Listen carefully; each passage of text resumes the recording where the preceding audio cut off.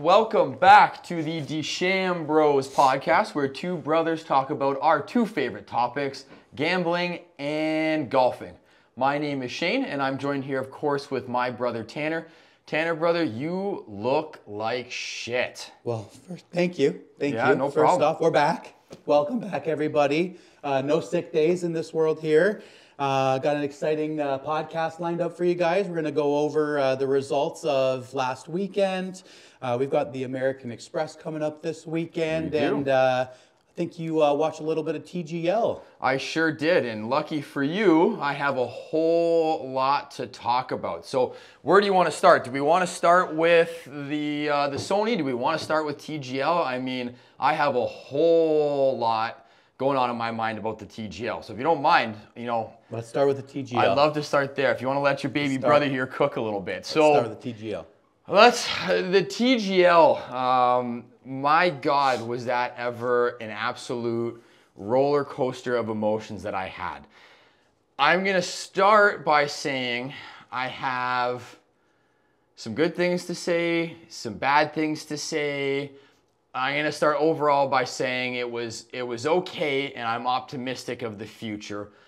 But that being said, there is a whole lot that I did not like. I know you didn't get to watch it because I went upstairs and stole your TV box to watch it myself. Did you see any type of, anything online? Yeah, I saw a lot of the highlights and everything. I saw a few complaints about the turf for chipping and how the balls were kind of floating. Yeah, that was a whole thing. I mean, they're already bringing in grass from different court. Like, just do it again. Do it every single week. And that's where I'd say I'm really optimistic. Is I think that there's a lot. I mean, it's week one, right? So week one, it's the first time they've ever tried this brand new idea. There's a whole lot that they can improve on, but like for me, it's right from the start. I mean, the hype ups, the running out of the tunnel, they had just a little puff of smoke. You know what I mean? As they ran through Someone's vape cloud. Yeah, it was. You know what? I think I seen vape clouds in the crowd that were bigger than the introduction of the players. And it just seemed like they were trying to do so much, but they didn't do enough, if that kind of makes sense. Yeah.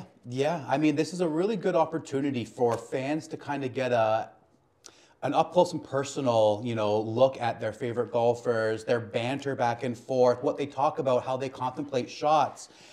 And I think based on some of the review online, they kind of missed the mark with that one. That's probably what most people are really looking for. I mean, I can go to a simulator any day I want of the week, right? We're about to have one in the garage soon. So, I mean, it's less about the simulation and more about the golfers themselves. You know what? It's a great segue to the point that I wanted to make. I felt like it didn't translate in terms of what they were doing in the stadium and what was supposed to be on the TV for us. I mean, I thought that a lot of the focus that they had was on the fan experience. I mean, they pumped in crowd noise, the music. I can't tell you how irritating it was to have the music in the background. And to me, it seems like the DJ, when you go to a wedding, your wedding, for example, okay, and you give out the invitations, and on that invitation it says, what song's gonna get you on the dance floor, and every guest gets to pick their favorite song for the DJ. It feels like the DJ asked all of the players, what song do you want to hear, and then played it over and over and over again. Like, buddy, I'm a big DMX fan. We grew up listening to DMX. I don't think that in my entire life I listened to DMX as much as I did watching the fucking TGL. Like, it was just outrageous. And it felt like the focus was more on the fans than it was the golf. And that's really what I was looking forward to. That was really what my high hopes and excitement was for the league. Like you said, I wanted to see the banter between the players. It's what we've been missing in the match. It's what we don't get in the week-to-week golf. And if we're gonna have a golf product that's different than every single tournament, then, that's more what we're looking for. I don't need to hear the crowd cheering at every single shot. That's not what golf is. Yeah, and the music. I mean, I feel like they missed the ball big time on this, not putting Little John shots up there. Scream it, guys. The Yeah, you know crowd would've what? gone nuts for that. The But crowd was going nuts enough, right? And that's really what it was. Like, I'll give you an example, right? So we talked a little last week. We had the Average Golf Addicts trip out. When we were in Vegas, we had a round, right? Me and Tony were on a team, scramble partners. And what I love about that team aspect is I'm able to lean on my partner. I'm able to make a plan, right? Strategize the hole. It's just so let me put it to you this way. I wonder if we're coming at this thinking of it the way we think about golf. I love being in a scramble so I can have you to bail me out when my drive goes buck right. right. Do these golfers think that way? Or is it more like, I don't think it's annoying for them, but like, are they even, is their thought process even getting to, I should tell my partner how I'm playing this shot so he knows what I'm expecting so that he can help plan his next shot? Like, they don't do it because I don't think they need to, because they're all so good. Where when you and me are on the course, I'm going through everything and we're talking through every single shot together. Yeah, that's a good point. I mean, like we have, you know, for example, me, I struggle on the tee, right? And when I hit it straight, I don't hit it far, right?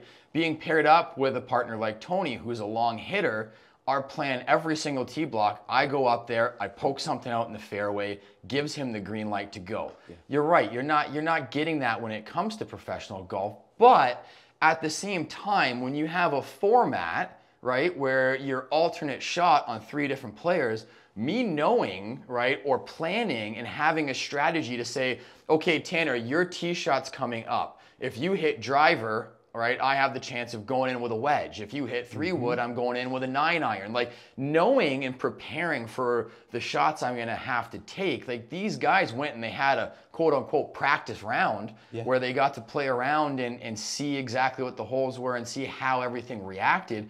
You would think in a league where teams are competing to win a championship, that strategy would be part of it, and that would be what I would use as, you know, the practice round. Hey, let's figure out where you're going to be off the tee, and I'm going to practice where my shots are going to be. Either that, or even, you know, on the second shot going up, it's a par 5, and you know, it's not reachable. You go to your partner, you say, listen, I'm most comfortable with 80 to 60-yard shots. If you can put it there for me, great. Or I'm more comfortable with 120, so put it back there for me. 100%. And I think that goes back to another point I had where the players, and I mean, maybe this was because it was a blowout, right? But it was hard to watch and look and see that the players weren't, like, their hearts weren't really in it. To me, it felt a lot like, you know, 6 guys that were friends were at a simulator and they were just dicking around having fun.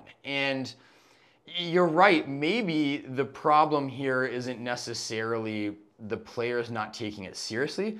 Maybe it's me as a viewer looking at it as a competitive league, right? And maybe that's not what it is. We talked a little bit last week about how it's not a replacement product for the PGA Tour, it's an additive, right? And when you look at everything that's going out there in the world, golf as a whole is growing. YouTube golf has a huge, huge part in that. And when I watch, you know, different YouTube golfs, like when I'm watching Foreplay or Bob Does Sports, I'm watching friends have fun on the golf course, right? And make fun of each other, rip on each other, right? And maybe the problem isn't necessarily, hey, the TGL wasn't serious enough.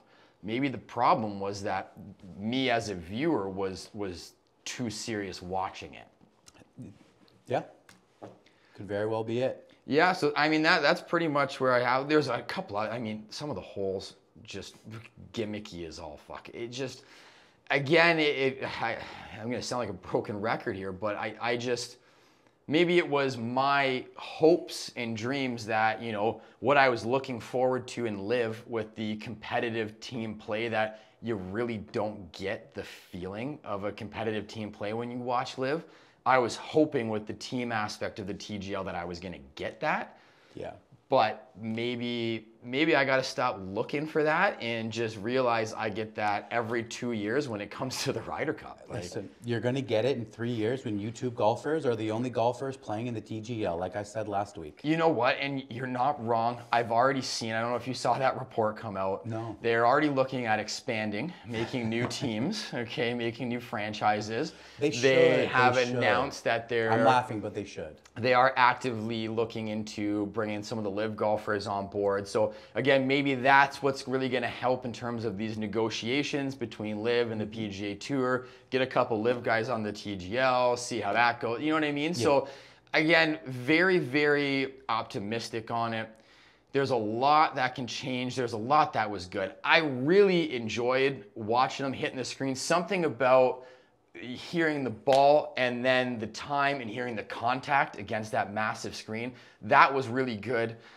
Pace of play, incredible. They had the shot clock on there for it. Yeah. Never even got close. Like that pace of play was shot, shot, shot around the greens, good banter.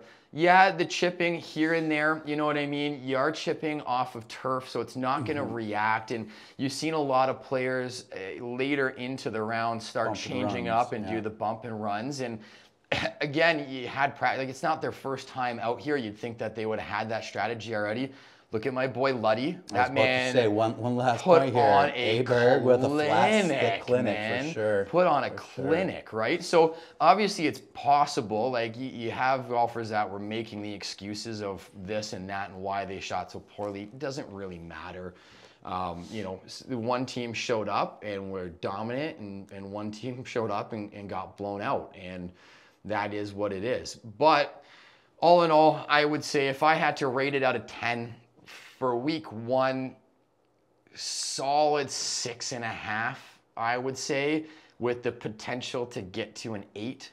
Okay. I don't really see it. And again, maybe this is me being hard on it, on what I wanted to see out of it versus the product that they're giving us. But I don't see it ever getting up to a 10. You know what I mean?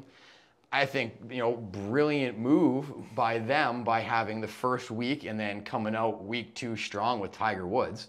Right? If it wasn't hype enough already from week 1, everyone's going to tune back in again to see Tiger. So it's only going to help. Can't wait to see the hammer too. The misplaying of the just the strategy was all off. What do you think of it as a flag? Like throwing a flag. This isn't football. It was a little bit weird. Did you expect them to throw a real hammer? No, but like, you know what I mean? Like, okay, you got Hold these. Up, let me get the sludge hammer and just crack it Brother, down in front of you as you're swinging. You could do something. I was listening to Foreplay Pod, and Trent had this great idea to have like a gong. You know what I mean? You hit the hammer and you hit that gong. That would be electric. You have the screens. You could come down. They could hit a button, and you can see on the screen a big hammer come down. You have the technology there. Like, let's use it. Yeah. Yeah. Get some drone action in there. That's it. But ultimately, in my opinion, if we're trying to get it from that 6.5 to an 8 this week, way less crowd work. Like, I don't need to hear the cheering. I don't need. It's not darts. That's really what it felt like to me. You know, darts is a really boring sport, and how they up that broadcast is having that crazy crowd and all their different costumes and throwing beer around and cheering for every single dart. It's not what we need in golf. Like, I really hope that this week they kind of calm it down. We let the golfers get to the golf. We hear a little bit more strategy, a little bit more banter. I mean, we got Max Homa and we got Kevin Kisner out there playing with Tiger Woods. So you got two guys with big mouths that are going to be, I think, fantastic for the product. I just hope that when I'm watching it tonight, that product of the golfers isn't overshadowed again by the cheers of the crowd. That's where we're going with that. Fair enough. Fair enough. Beauty. Anything else you want to add about TGL? No, I think let's get to the Sony Open. Let's move on to the Sony Open. Sony Open, just like every year, not the most exciting tournament, but what an electric ending. Big Dick Nick, my guy Nick Good old Taylor, Canadian boy. the Canadian. 3rd win in 3 years, all 3 wins coming in the playoffs. Big Dick Nick is clutch down the stretch, man. Yeah, I mean, staying on the topic of Big Dick Nick, but just kind of moving for a second here, I feel like this is the best Canada's ever been represented in male golf ever. Like, I know we had Mike Weir. Yeah. I get it. We had one guy. That's what I was saying. We only had one guy. We have like 4 studs. 4 do. top 30, top 40 guys in the actual, in the tournaments. And I don't know. It's great to see. Love it for Nick. Loved that. What was that? An eagle hole out there? Oh my God. I was just going to get to that. So 65-65 on the weekend. Eagle hole out with a chip on 18 to force the playoff, then shows up in the playoff and edges at Nico Echeverria. I think that's how you say his name. Who, again, in the preview pod, I had told you he's a stud. He wasn't in my list to pick, but that's a name that I think we're going to continue to see at the top of the leaderboard week in and week out. Well, I like it because he's got some pretty good odds going on. I He's saw not that well as of well. no name. I did see that as well. So I mean, we'll see how what we do with this one, but let's get to how our team did in the Sony Open. Let's get to them. So let me just pull up here. So if we go into here, 2 in the top 10. So not too bad there. Eric Cole, I mean, he finished solo 5, a solid weekend. But I mean, Eric Cole started T2 on Sunday and just couldn't get it fully together. He couldn't, right? I mean, like, he did well. He finished 5th place for us. It's great out of E. coli for us. E. coli. I just really want to get to my downfall here, Bradley. Keegan Bradley. So it's going to be a little bit of a roller coaster between you and I with Keegan Bradley here, because I got nothing but good things to say about Captain Keegan Bradley. We said this in the preview pod. We said this last week. Captain Keegan Bradley has something to prove, and I think that he came out there this week and he proved it.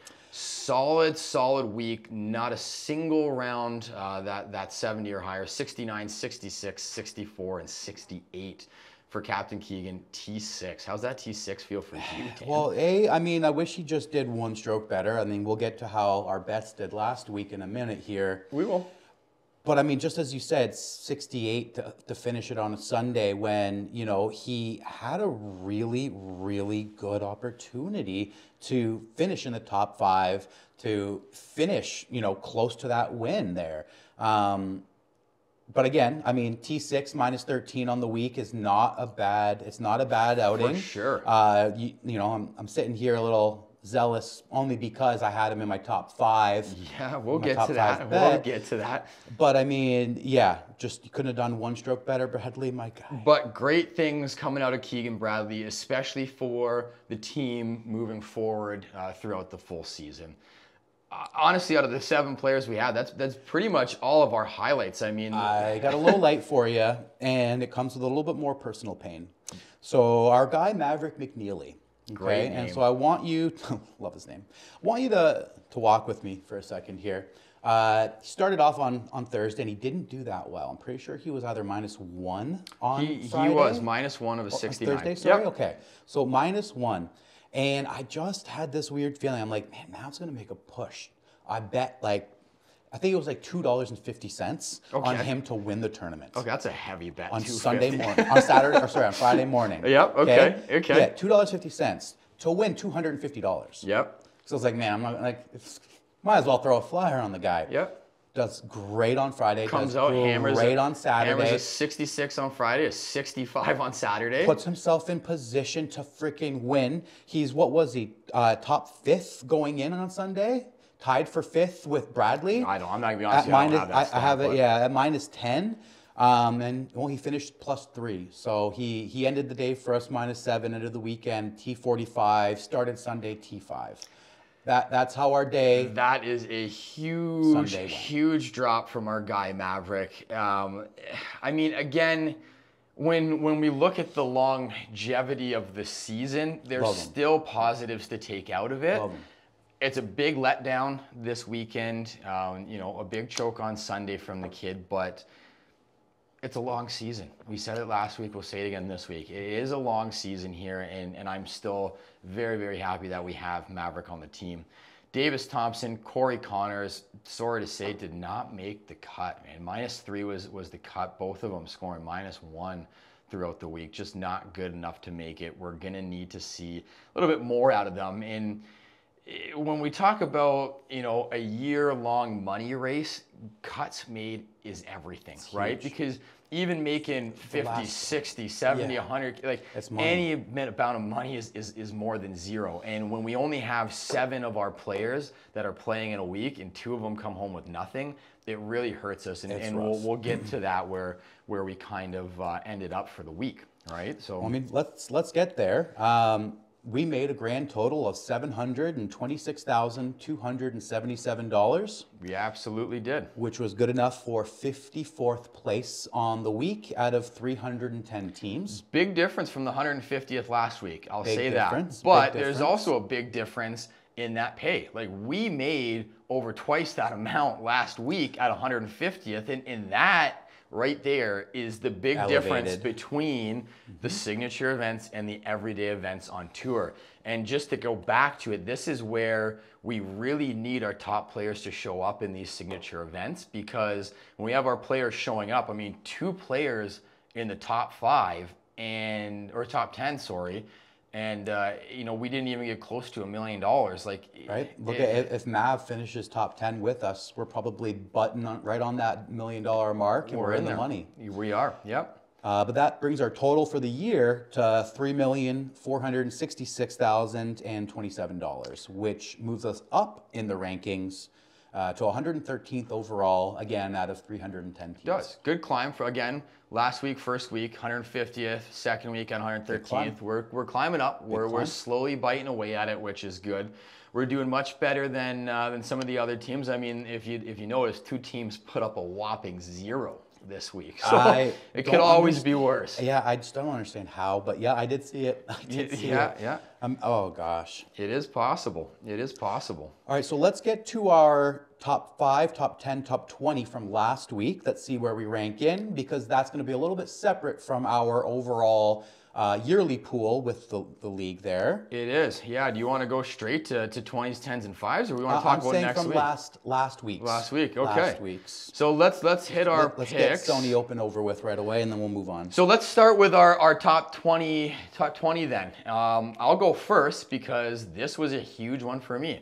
I told you I liked the kid. He ends up in a playoff. Unfortunately, Lewis gets second, but I had Nico top 20. That hit for me plus 270. That you did.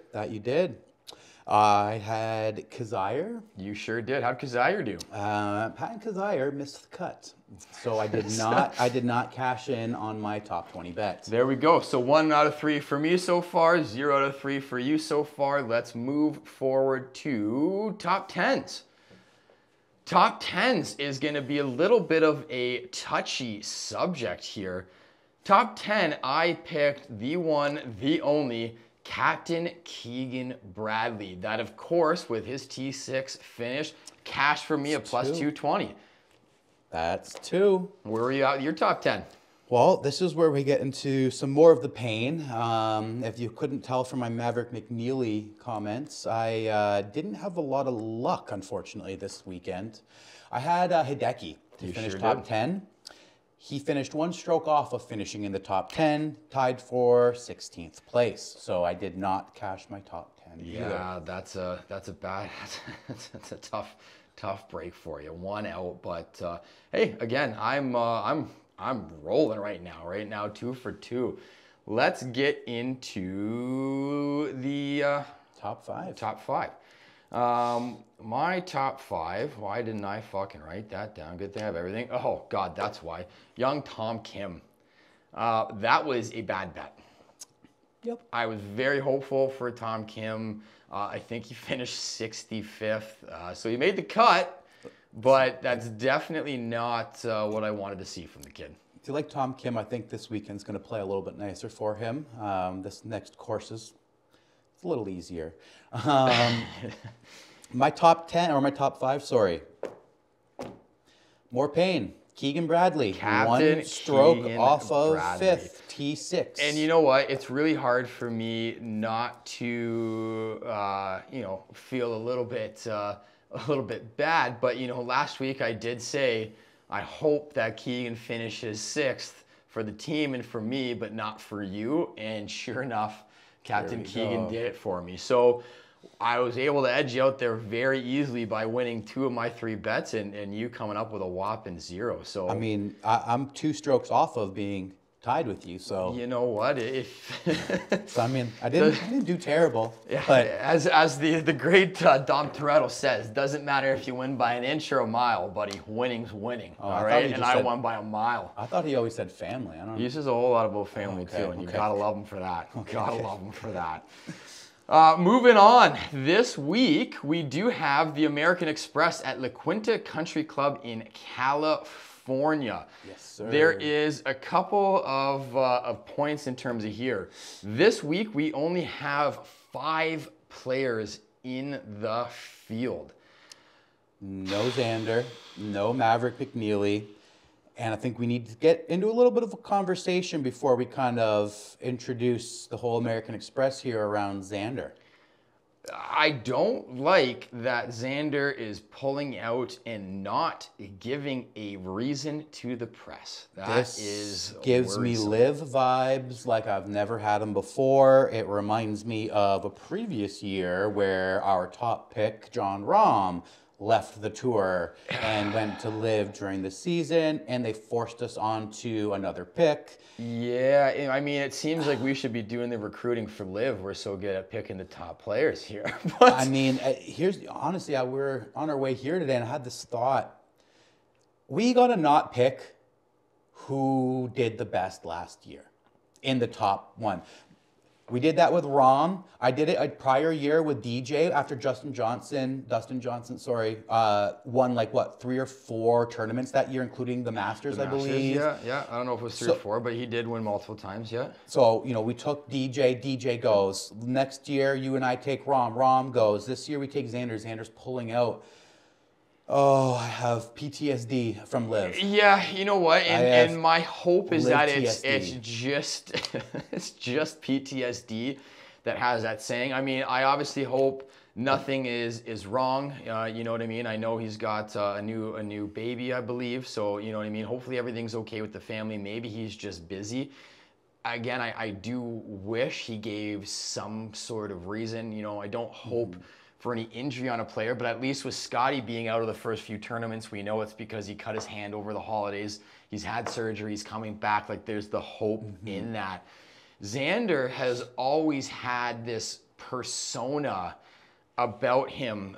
He's kind of one of those players that just doesn't give a fuck. Like, he's not one of the guys in quote unquote boys clubs of the PGA. He's not a PGA rider. So not to give you more worry or give us more worry on the team, but if there's a top player that can cash in on all of his breakout success and make those hundreds of millions, again, this is just I don't know where I'm going with this, but my hope is, in a hypothetical world, if Xander pulled out because he's going to Liv, if Rahm wasn't the tipping point, what the fuck? Like, Xander is. It's got to be. And we're in a time where it's crazy to think about, but we are coming up on the 4th season of Liv.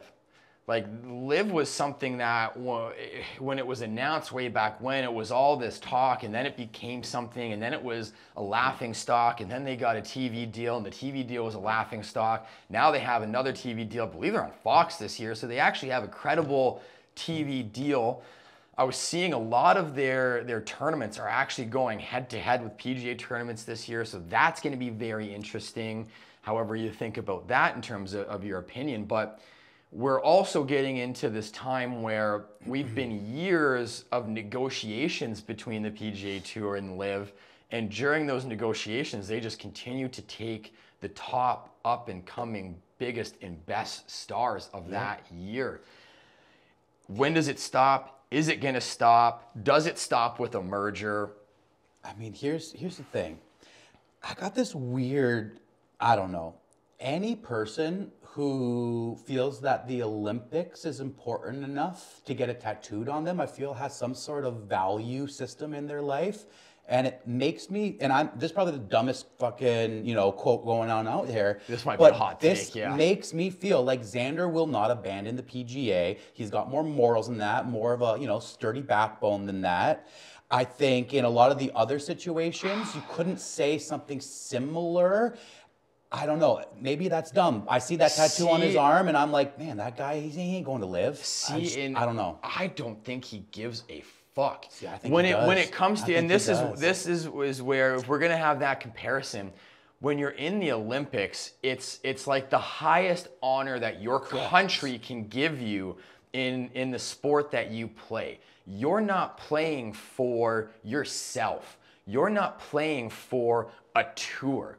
You're playing for the pride of your country. And I think that is far and none way above and beyond playing for a PGA Tour that, dare I say, has proven time and time again that they don't give a fuck about their own players. Like, I mean, their only answer to live is, well, here's this PIP program where we're going to give money to the top 10 guys that we like the best, because we're not going to tell you how you can make the money. We're just going to give it out to our... Do you know what I mean? So I truly, if I'm Xander, do I give a fuck about a tour that doesn't care about me when there is, the hundreds of millions of dollars in a carrot that's dangling in front of me? I mean, I hate to say it, I don't want to believe it. You implied it, I'm believing it. I'm really, really worried that we're going to lose Xander from our team. Like I said, I got live TSD, but I don't know. I just feel like somebody that has that built into their character, the importance of the Olympic, I just feel like the moral side of the equation is being lost because we've just accepted so many big time golfers going to live. I think that still does play into some people's heads, and if it's going to play in anyone's heads, it's somebody who has those characteristics, has that drive, has that value proposition built in internally to do something above themselves for their country, have that, I don't know, all I'm going to say to end it is the last time that these rumors were up, and I thought that there was a PGA Tour rider who actually came out and said, I'm absolutely not going to live. The next time I saw him, he had a fucking Live Letterman jacket on for an announcement that he took $500 fucking million. So, I mean, we'll see what happens. Hopefully this week we get some sort of announcement from him, some sort of press conference, some sort of answer to the media and to the questions, if not anything, to put our minds at ease. Or to stress us out a little bit more about how our team's going to end up doing this year. Moving back to this year and this week and this team that we have. In the field for us, we are led by our boy, Willie Z. Wyndham Clark is in there, very hopeful for that.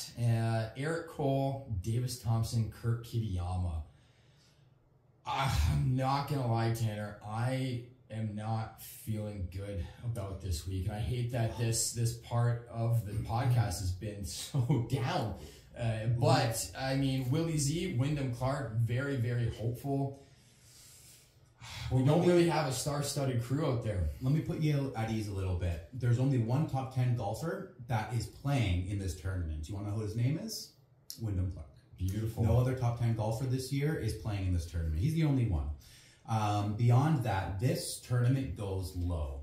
I was reading, they have a lot more amateurs playing in this tournament. So because of that, they've lowered the green speeds to 11, which is much slower than a normal PGA green. For sure it is, yeah. They have the rough cut to 2 inches only. And last year's cut line, guess what it was?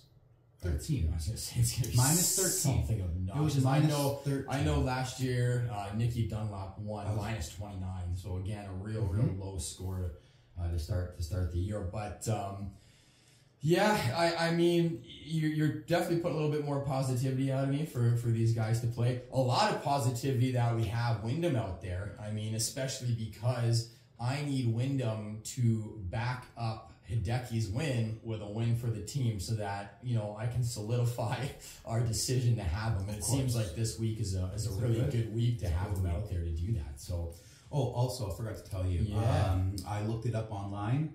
Perfect weather conditions this weekend. Very up the weather. Oh, I went ham. I went ham today. I was sick. I had nothing to do. I was laying on the couch and I was looking shit up. Beautiful. Yeah, perfect weather. Very little wind. It is going to go low. Well, you know what? If it's perfect weather, it's not just going to go low for our players. It's going to go low for everybody. So hopefully we're there to edge it out. So beautiful. That leads me to our betting this year. Let's get on to this week's 20s, 10s, and 5s. I have a couple bangers in here, but if you want to start us off, Tanner, who you got for your $20 bet for top 20? $20 bet at plus 135. Our boy, Wyndham Clark. Sounds like you went safe. I went extremely safe on my top 20. Now, I can tell you something here, though.